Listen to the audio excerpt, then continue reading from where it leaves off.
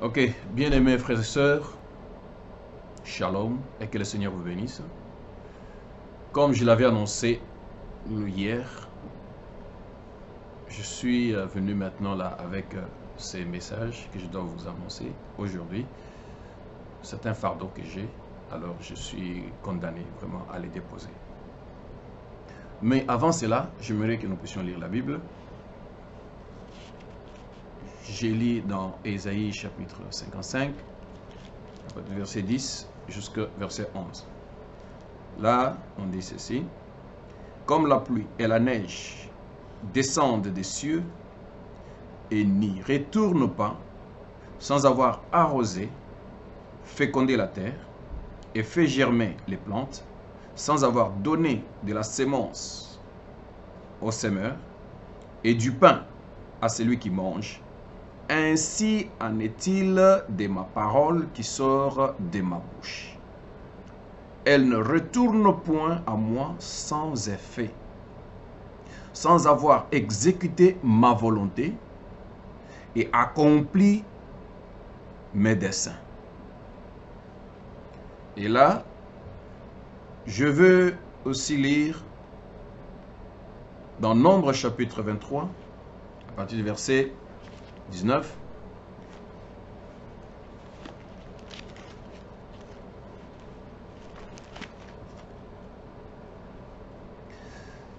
Dieu n'est point un homme pour mentir, ni fils d'un homme pour se repentir.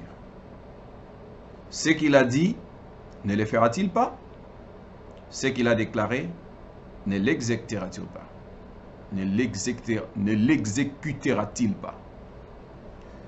Et pour terminer, je vais encore lire dans Luc, chapitre 21, à partir du verset 33.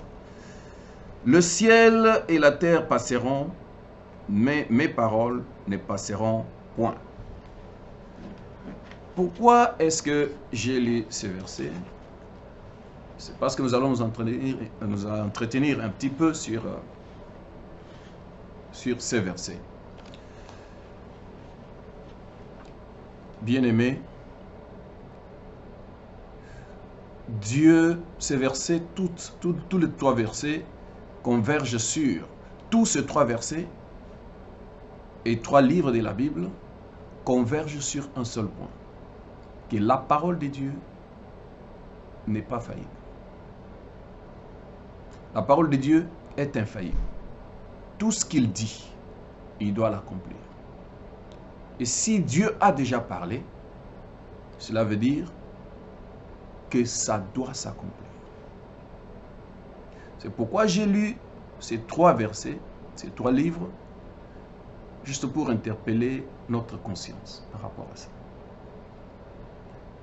Il a appelé les enfants d'Israël. Il leur a dit: je vous donne le pays. Et ils devaient aller dans le pays. Et le pays était donné. Or, quand on donne, je pense, donner, c'est gratuit. Celui à qui on donne, il ne fournit aucun effort. Il le reçoit. Mais celui qui donne, c'est celui qui a travaillé pour la chose. C'est celui qui possède la chose et qui donne. Et celui qui reçoit n'y est pour rien. Il ne fait rien absolument que récupérer la chose et garder. C'est qu'en réalité, il leur a dit que je vous donne le pays. Le pays devrait être donné. Mais regarde, quand ils arrivent dans le pays, la Bible nous dit qu'ils ont lutté pour chaque iota. Ils ont lutté pour chaque iota de leur terre. Ils ont combattu pour ça. C'est pas fini. Nous voyons aussi dans le Nouveau Testament Paul qui travaillait contre les enfants de Dieu. Il est parti. Il était sur la route pour aller tuer les enfants de Dieu, pour combattre les enfants de Dieu. Et là, il a été surpris par la colonne de feu, qui était le Jésus-Christ lui-même. Il a choisi pour devenir le prophète de l'âge. C'était le vase réservé pour travailler pour Dieu. Paul qui n'avait rien fait, mais que Dieu avait prédestiné dès avant la fondation du monde, était obligé d'être au service du Seigneur. Et là, Paul nous dit que j'ai combattu les bons combats de la foi. J'ai travaillé au salut. C'est pas fini. Jésus dit à Pierre que sur la révélation de qui est le Seigneur Jésus-Christ, sur la révélation, sur cette révélation, je bâtirai mon église. Et les portes de l'enfer ne prévaudront point contre elle. Donc les portes de l'enfer ne pouvaient pas prévaloir contre l'église du Dieu vivant. Et nous voyons que les portes de l'enfer devraient être là pour tourmenter cette église, devraient combattre cette église. Mais la promesse était, ils ne vont pas prévaloir. C'est qu'ils ne prendront pas la prééminence dans cette église. Est-ce que l'église devait rester calme, attendant que les portes de l'enfer prennent la prééminence? Non, ils devaient combattre. Mais néanmoins, la victoire était la leur. Le prophète de l'âge, William Branham, lui aussi devait combattre. Comme il nous dit, dans Mariage et Divorce, on peut lire, puisque tu as choisi ce côté difficile, un côté difficile, un côté de mépris, une portion du ciel t'est accordée. Il l'a combattu. Pourtant, il savait qu'il était déjà élu. Il savait qu'il était prédestiné dès avant la fondation du monde. Mais sa façon de recevoir ces saluts, ces privilèges que Dieu lui a donnés, c'était de prier. C'était de se donner à lui. C'était de combattre toute sa vie.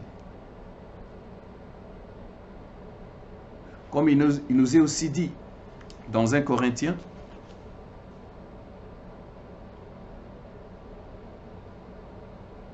je pense que nous devons combattre pour notre salut. Et c'est ce que nous faisons. Et là, nous voyons que William Branham a combattu pour son salut. Ce n'est pas comme les autres nous disent aujourd'hui, qu'il a déjà prié pour nous, il a déjà gêné pour nous, alors il n'y a plus moyen que nous puissions gêner. C'est faux. S'il existe quelqu'un qui ne pouvait même pas gêner, c'était lui. S'il existe quelqu'un qui ne pouvait pas prier, c'était lui. Parce qu'il était conscient, il était certain que Dieu était avec lui. Et qu'il avait déjà prédestiné. Or, Dieu ne peut pas te sauver aujourd'hui pour te perdre demain. Non. Et il connaissait ça. Donc c'était quelqu'un qui pouvait tomber comme il faut, comme il le veut. Il pouvait tout faire. Il pouvait diaboliser ce qu'il veut. Donc travailler, il pouvait faire comme il veut. Mais il ne l'a pas fait parce que c'était la manière de recevoir le salut que Dieu lui avait donné. C'était le moyen pourvu par Dieu pour recevoir cette grâce. C'était de s'adonner à la prière, aux jeunes et autres. Moi, personnellement, j'étais à Kentucky. J'ai vu l'endroit, des endroits où il allait prier. Un homme comme lui, laisser la ville, aller en brousse, oui, à des endroits bizarres. C'est là qu'il s'agenouillait pour prier. Mais il n'en avait pas besoin, parce qu'il était déjà sauvé. Pourquoi il le faisait? Parce qu'il avait la charge sur son cœur. Il avait le fardeau sur son cœur. Et c'est ces fardeaux-là qui les poussaient à faire ça. Mais pourquoi pas nous? Ainsi, nous remarquons que depuis que l'année ici a commencé, nous avions fait une promesse à Dieu. Comme il nous a donné la grâce, et nous lui avons dit que nous devions aussi tout faire pour avoir une marche rapprochée avec lui. Nous devons marcher avec lui, côte à côte. Et de ce, il nous faut aussi faire quelque chose. Parce que quand il dit « je vous donne », oui, il le donne. Mais à tous ceux qu'il a donnés, ils ont combattu. Il dit, venez acheter. C'est que on ne peut acheter que quelque chose à vendre.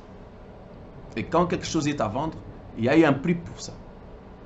Mais il dit, venez acheter sans prix. Sans argent. Alors, vous allez acheter avec quoi? C'est cette chose-là que nous devons acheter avec, qui est très important, que nous devons savoir pour acheter. Et si nous sommes venus acheter sans prix, sans argent, mais nous allons utiliser quelque chose, c'est quoi? Accepter. Et la voie pourvue pour accepter, c'est de s'humilier, c'est de combattre. Et Dieu a permis que nous commencions cette année avec l'enseignement sur les livres d'Esther. Je ne savais pas pourquoi il avait permis.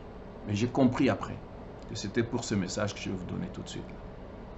Parce que dans ce message, dans ce livre, nous avons vu comment Esther, qui avait la connaissance de Dieu, connaissant très bien qu'ils avaient un Dieu infaillible, un Dieu qui leur avait promis d'être la tête et non la queue, un Dieu qui leur avait dit qu'il n'y a aucune nation qui vous dominera. Mais moi, je combattrai pour vous. Mais quand ils ont eu un problème sérieux de l'extermination de leur race, Esther a semblé méconnaître sa position.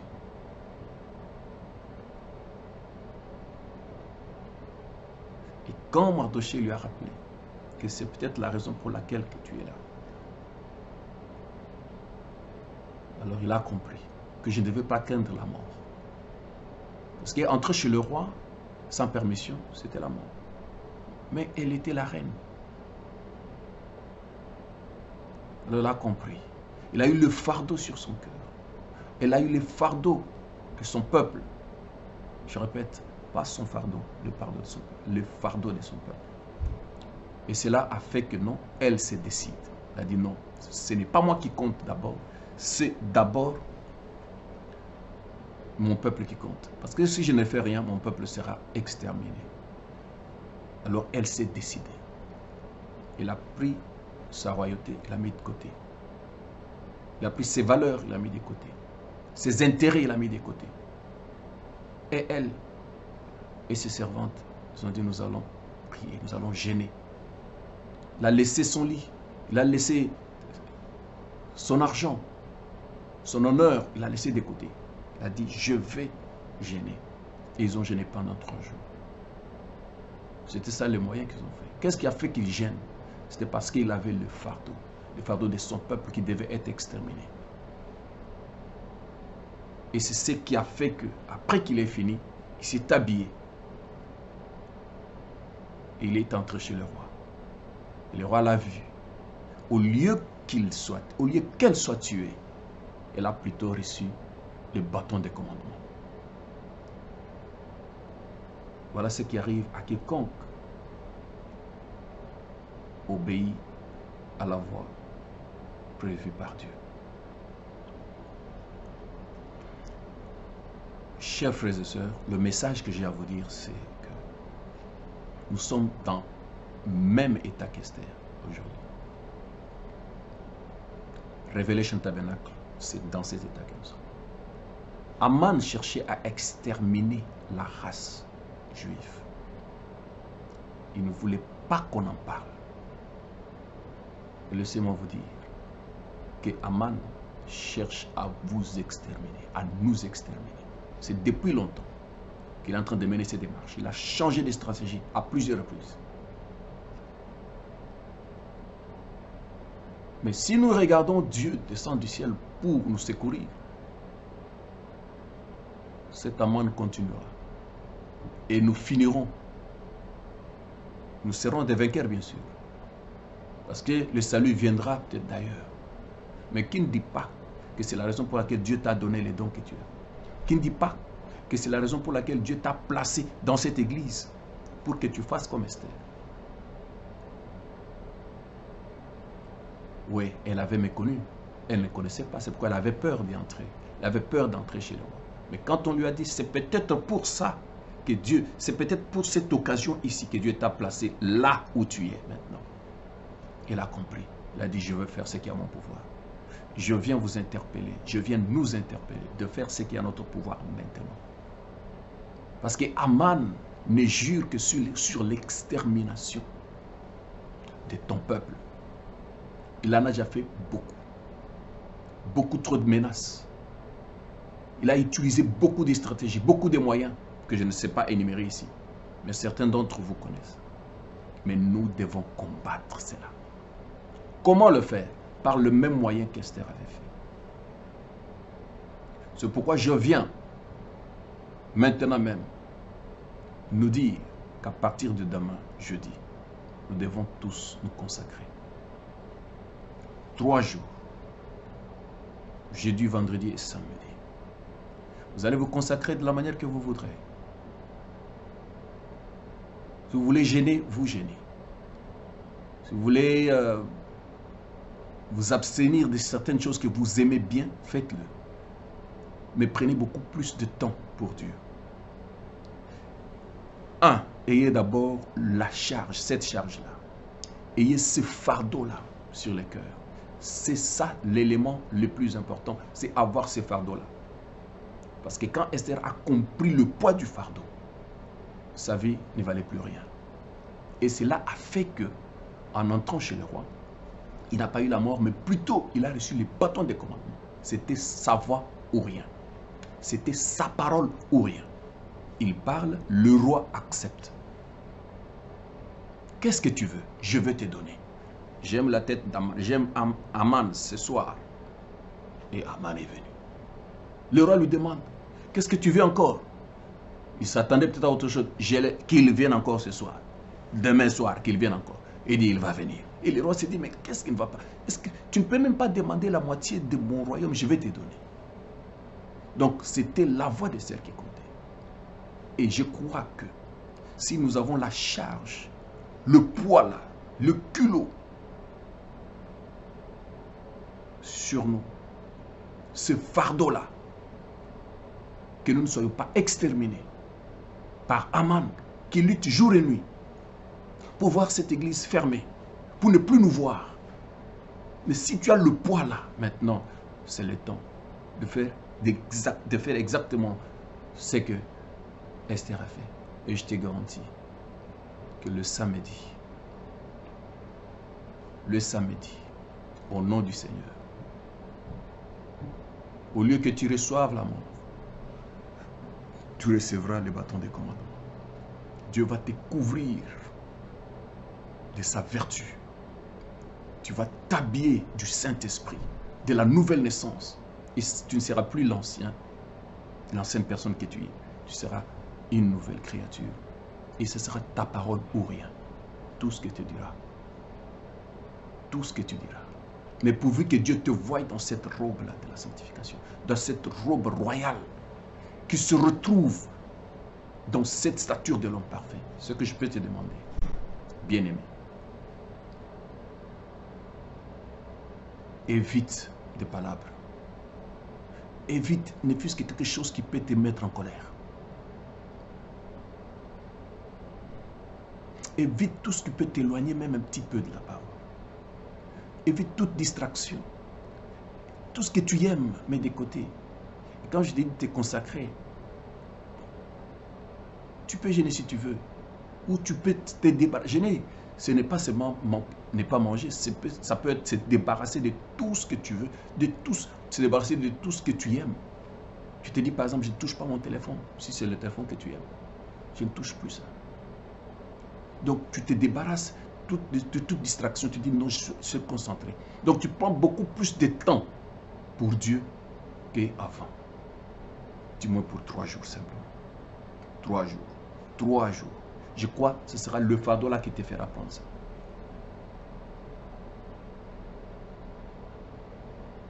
Et si par exemple tu passais tout le temps à causer avec ta femme, à ton mari, tout ça, prenez ce temps-là pour Dieu. Cause peu, mais beaucoup de temps. Quand tu feras la rétrospection, tu trouves que non, dans les 3 jours ici, j'ai beaucoup pris du temps à prier, à lire, à chanter, à faire quelque chose pour Dieu. Toujours à à mettre devant l'Éternel le fardeau que j'ai. Et le samedi, là, je demanderai que tout le monde gêne un peu. Pas à manger. Vous pouvez boire, mais ne mangez pas. Jusqu'à ce qu'on va se retrouver à l'église et on va prier. On va recevoir la chose. Et après avoir reçu la chose, maintenant, on entrera chez le roi. Et là, après, on peut avoir le temps de manger. Prenez ça au sérieux. Prenons ces 3 jours pour le sacrifice. Consacrons-nous. Sanctifions-nous.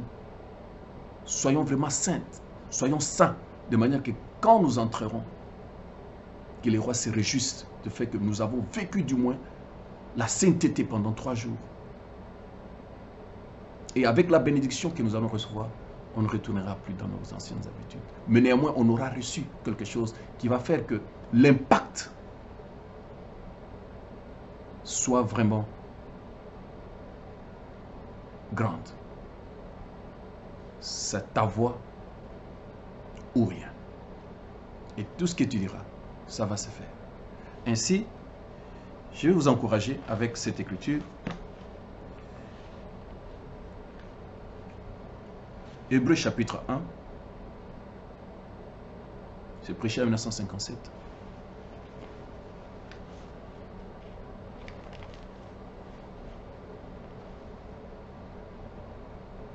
Le 21 août 1957. Il dit ceci, au paragraphe 8, mais je commence un peu en haut. 7.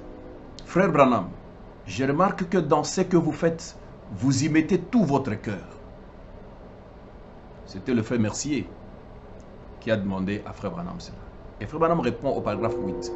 Je dis, c'est la seule façon de faire un travail correct pour le Seigneur.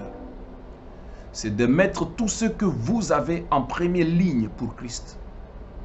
Toute votre force, toute votre âme, tout votre cœur, tout votre esprit, tout ce que vous possédez. Et quand vous faites quelque chose, faites-le correctement. Ou ne le faites pas du tout. Vous voyez? Laissez-les de côté. Et si vous désirez être un chrétien, placez chaque chose que vous possédez en Christ. C'est-à-dire, votre temps. C'est comme maintenant là.